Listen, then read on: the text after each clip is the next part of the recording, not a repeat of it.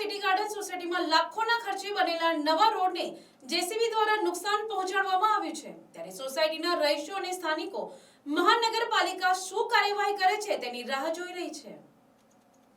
નવસારીના city garden સોસાયટીમાં લાખોના ખર્ચે બનેલા નવા રોડને જેસીબી દ્વારા નુકસાન પહોંચાડવામાં આવ્યું છે। કોન્ટ્રાક્ટરની બેદરકારીને કારણે રોડ પર ઊંડા ખાડા પડી ગયા છે, જેનાથી મહાનગરપાલિકાને લાખોનું નુકસાન થયું છે। આ ઘટના પાછળ કોન્ટ્રાક્ટરની બેદરકારી જવાબદાર છે। સોસાયટીમાં જૂની પાણીની ટાંકી તોડીને નવી ટાંકી બનાવવાનું કામ ચાલી રહ્યું છે। આ કામ માટે કોન્ટ્રાક્ટર દ્વારા જેસીબી ક્રોલર એક્સ્કેવેટર મશીન લાવવામાં આવ્યું હતું। નિયમ મુજબ આવા ભારે મશીનને રોડ પર લાવવા માટે તેને ટ્રેલર કે ટ્રકમાં લાવવું પડે છે।